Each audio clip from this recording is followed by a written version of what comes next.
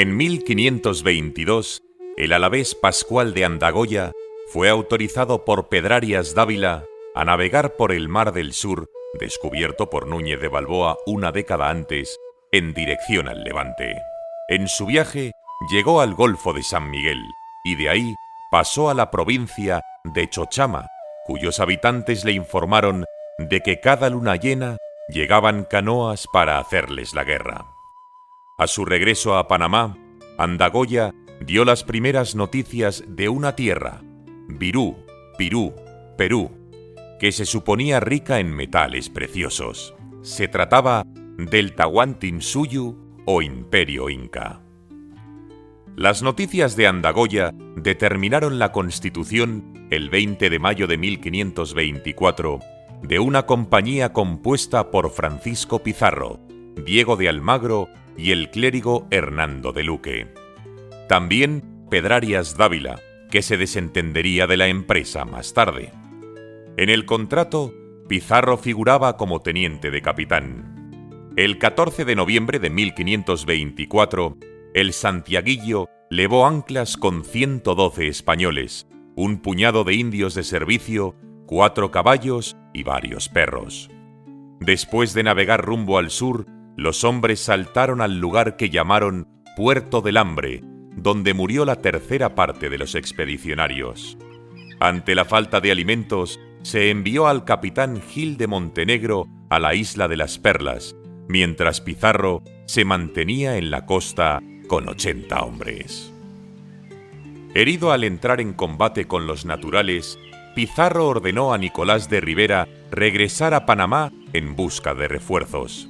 Mientras tanto, Diego de Almagro, acompañado por 74 hombres, había zarpado a bordo de la San Cristóbal.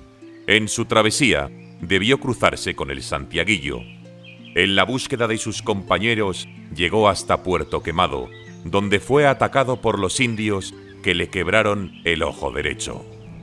Una vez reunidos Pizarro y Almagro, acordaron que Almagro regresara a Panamá para llevar a los heridos, restaurar las naves y reclutar más hombres.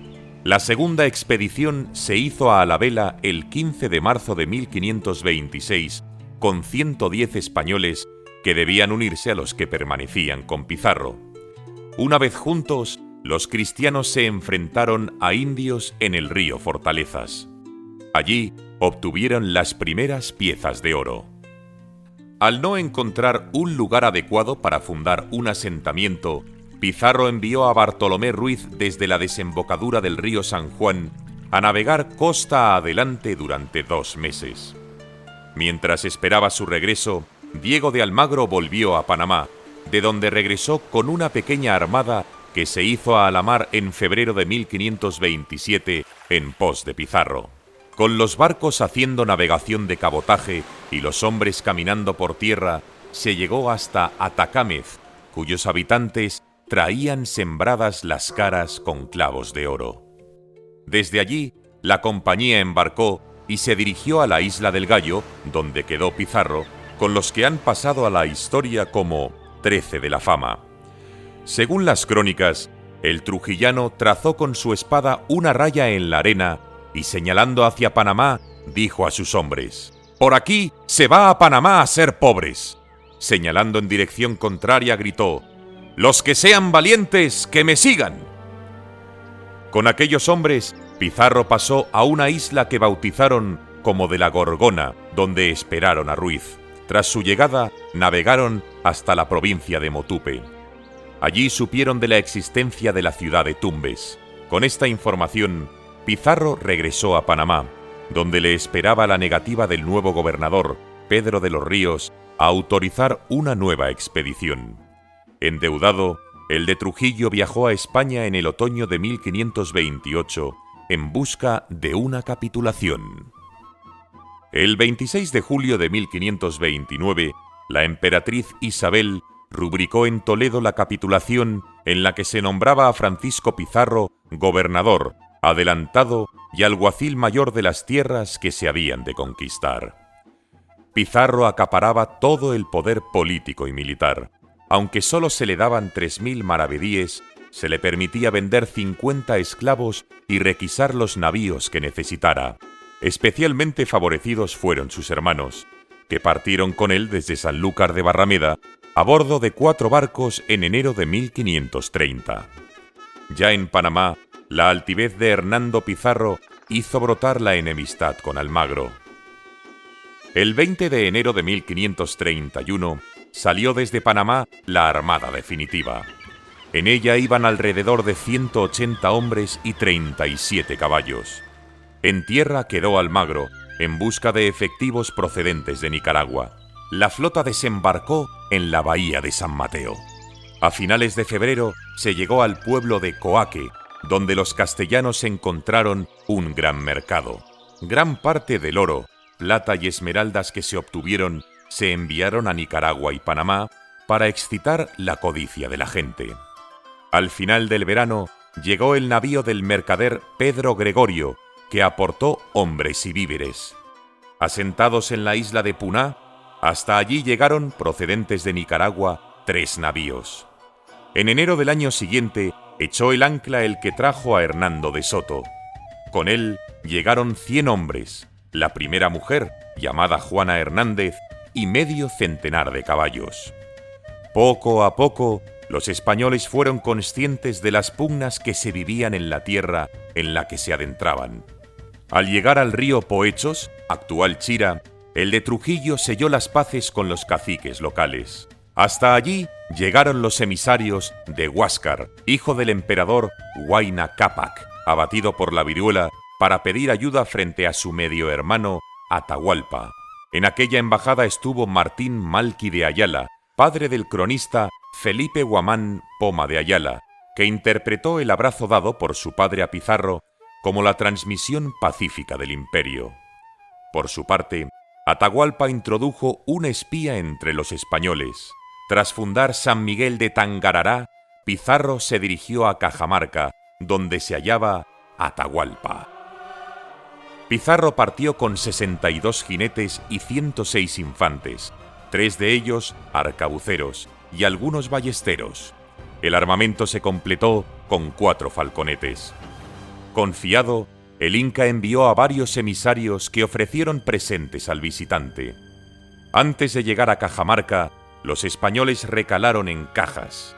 Allí consiguieron maíz, calzado y lana en las casas de las Aquias, literalmente escogidas, que tejían ropa y elaboraban vino de maíz para los guerreros incas.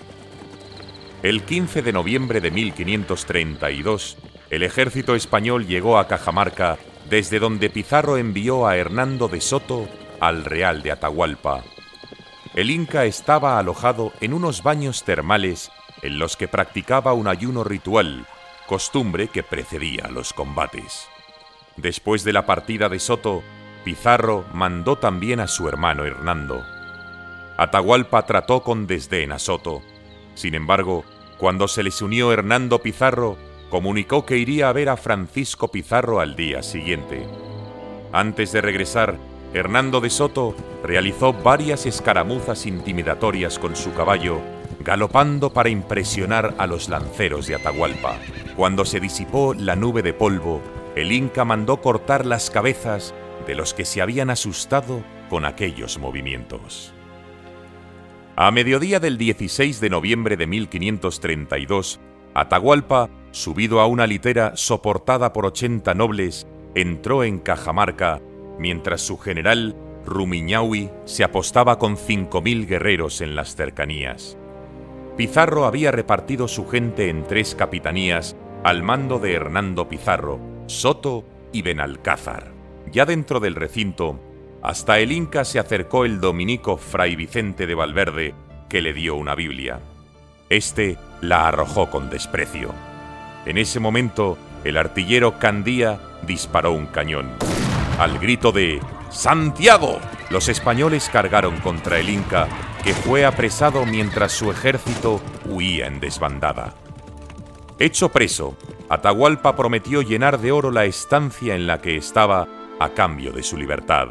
Ante la lentitud en la llegada del metal, Hernando de Soto y Pedro del Barco salieron de Cajamarca. En su viaje se encontraron con Huáscar, que venía preso en poder de los generales Calcuchímac y Quizquiz. Al hermano de Atahualpa le esperaba la muerte, de la que el Inca fingió entristecerse. En busca de más oro, Hernando Pizarro partió hacia Pachacámac. Acusado del delito de traición, Atahualpa fue estrangulado en los últimos días de julio de 1533, después de convertirse al cristianismo para evitar ser quemado y poder salvaguardar su cuerpo. Para ocupar el vacío dejado por el Inca, Pizarro nombró como sucesor a Túpac Hualpa, hijo de Huayna Cápac, que moriría pronto, siendo sucedido por Manco Cápac. Del reparto del oro de Atahualpa fueron excluidos los llegados con Almagro por no haber participado en la celada de Cajamarca, haciendo brotar en ellos un duradero descontento. Pese a todo, la hueste hispana se dirigió a la ciudad imperial de Cuzco, defendida por Quizquiz, mientras el general Rumiñahui permanecía en Quito, donde trató de convertirse en sucesor de Atahualpa. Quito fue tomada por Benalcázar en 1534. Derrotado, Quizquiz halló la muerte al enfrentarse a Almagro y a Pedro de Alvarado, que había llegado desde Guatemala y que vendió a Pizarro y Almagro su flota antes de regresar a sus dominios. Alcanzado el dominio del Imperio Inca, Almagro recibió la gobernación de un territorio, 200 leguas hacia el estrecho de Magallanes, contadas desde los límites de la de Francisco Pizarro, que convertía a Cuzco en objeto de discordia. Hechas las paces entre los antiguos socios, Almagro partió hacia Chile, donde no hallaría las riquezas que buscaba. Mientras cruzaba el desierto de Atacama, supo del alzamiento de Manco Inca, que con pretexto de buscar más tesoros, salió de Cuzco y reorganizó el ejército inca, que asedió la ciudad y llegó a tomar la fortaleza de Sacsayhuamán, defendida por indios cañaris, aliados de los españoles. La resistencia interior y la ayuda externa de Gonzalo Pizarro hicieron que Manco Inca se replegara. Convencido de que Cuzco pertenecía a su jurisdicción, Almagro trató en vano aliarse con Manco Inca, que huyó a Vilcabamba, donde se extinguiría el poder incaico. Sin rival indígena, los españoles comenzaron a enfrentarse entre ellos. Almagro entró en Cuzco el 18 de abril de 1537. Una vez dentro, apresó a Gonzalo y a Hernando Pizarro. La mediación del fraile mercedario, Bobadilla, permitió el establecimiento de cierta paz, que se rompió el 6 de abril de 1538 en la Batalla de las Salinas, en la que Almagro fue derrotado y apresado, para ser degollado públicamente en la plaza de Cuzco el 8 de julio de 1538. Derrotado el bando almagrista, del que sobrevivió Diego de Almagro el Mozo, Gonzalo Pizarro buscó sin éxito el mítico País de la Canela, expedición en la que se encuadró Francisco de Orellana, que terminaría recorriendo el río Amazonas. Dando continuidad a lo intentado por Almagro, Pedro de Valdivia se adentró en Chile, donde estableció su poder. Lo ocurrido en el Perú determinó el envío del licenciado Cristóbal Vaca de Castro, oidor de la Audiencia de Valladolid, que cuando llegó al Nuevo Mundo conoció la noticia del asesinato de Francisco Pizarro en su palacio limeño el 26 de junio de 1541.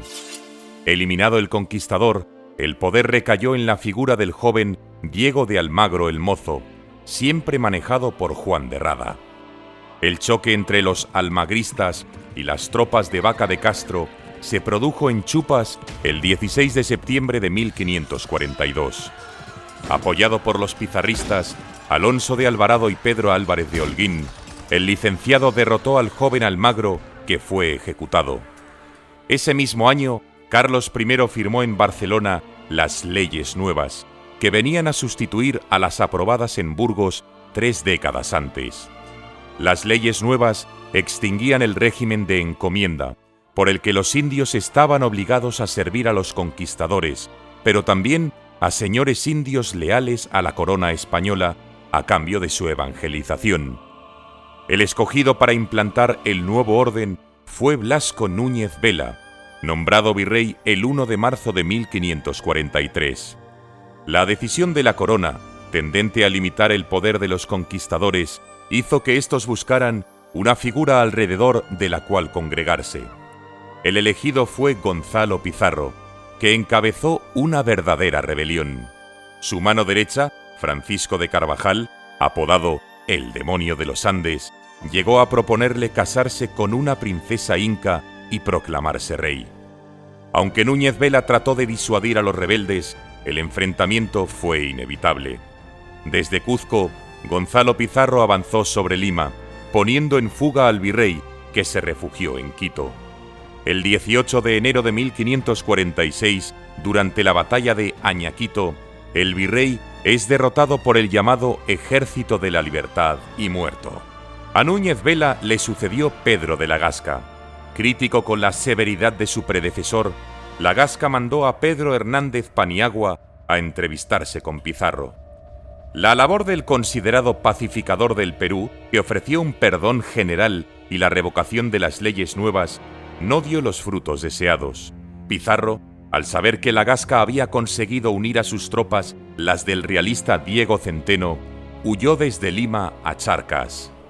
Sin embargo, Centeno le salió al paso en Huarina, lugar donde la experiencia de Carvajal hizo decantar la balanza del lado pizarrista, logrando la victoria. El fin de la rebelión de los gonzalistas llegó el 9 de abril de 1548, cuando las tropas rebeldes son vencidas por las de la Gasca en la batalla de Jaquijahuana. Gonzalo Pizarro y Carvajal son ejecutados, poniendo fin a las guerras civiles peruanas. A partir de ese momento, la sucesiva llegada de virreyes provistos de instrucciones en las cuales se ordena la protección del poder hispano, de la fe católica y de los naturales, muchas veces víctimas de los abusos de los curacas, comenzó la estabilización del virreinato, alcanzada por Francisco de Toledo, no en vano apodado el Solón del Perú.